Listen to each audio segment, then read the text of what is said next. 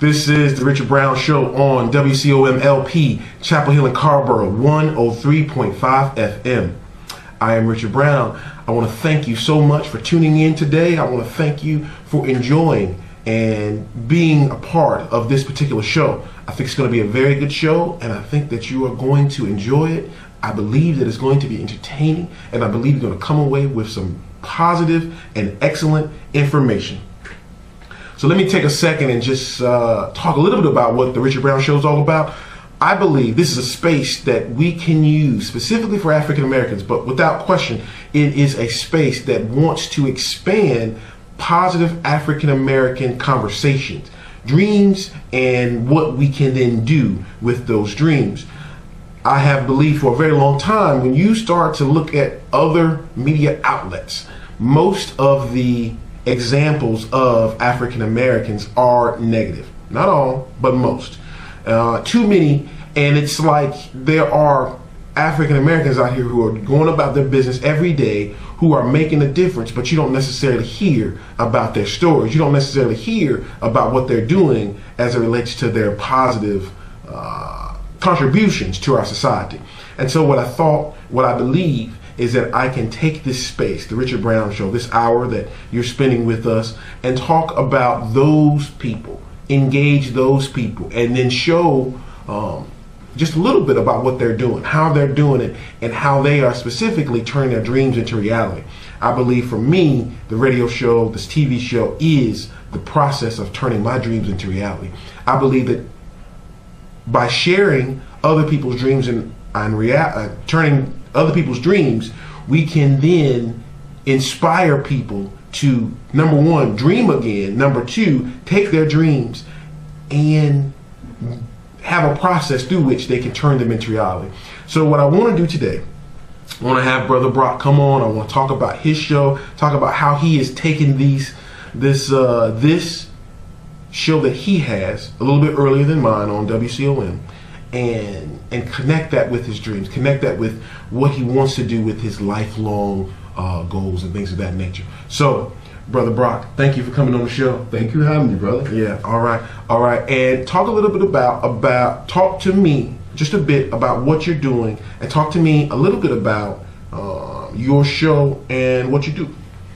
All right. Well, Liberation Lounge is on from 7 to 8. We sandwich Amy Goodman there. So That's right. Good positive 3 hours there. And I just want to say first that I appreciate your show.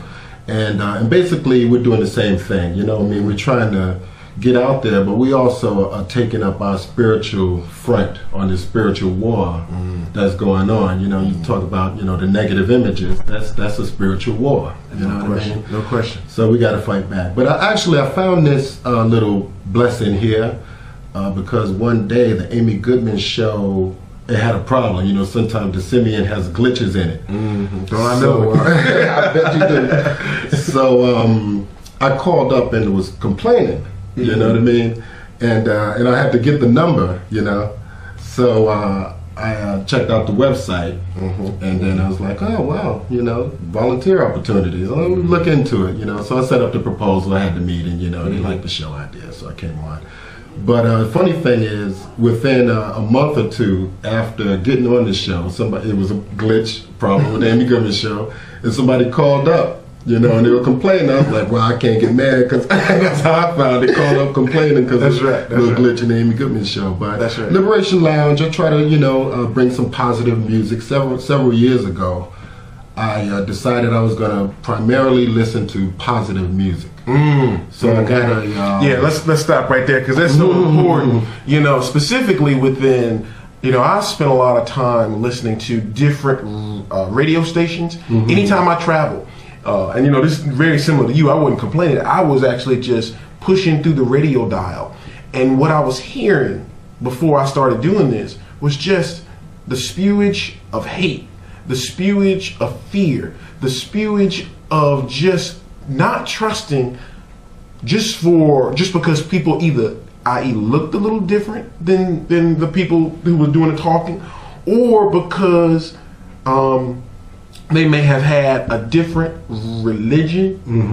It was just so much hate, and I was just pushing through the radio stations, and I'm like, dang, now? Separateness. What's going on? Where is, and every once in a while you get this little, just call it an oasis. Every once in a while you get this little oasis. Right. But then, if you go to the very next station, it's like fear. Yeah. Anger. Yeah. I'm not just fear, but I'm angry. How dare these people who don't look like me, come to my country? Yeah. How dare? Yeah. And I was like, I said, okay, you know what? My understanding about history, my understanding about this country that we live in has a really, really different take on a lot of these issues. And so when you started talking about the positive music and what it's doing, there is, to me, a very deep connection between, I remember when I was in middle school or whatever, they said, whatever you eat is what you are. There's something about whatever you listen to, whatever you are taking in, whether it be audio, whether it be video, it makes you what you are. Absolutely. And so one of the reasons why I started this right here was I want to put something out positive. Number one. But number two, this is connected to your idea of positive music. Right. And I need you to be very clear about why is it that you made that conscious decision to say, you know what, I can no longer listen to booty shaking, rump shaking, B's, H's, explicit words as it relates to derogatory information about derogatory descriptions of women, specifically black women. There's plenty of that to be had for us to consume. But talk to me why you made that decision, because that to me is a very, very important decision. And also right now I don't watch TV at all. Before 9/11 I didn't watch TV, but after 9/11 I got stuck on it for a while. You know what I mean? You had to be up on what was going on. Gotcha. And with that entertainment and movies as well, because it is a war front.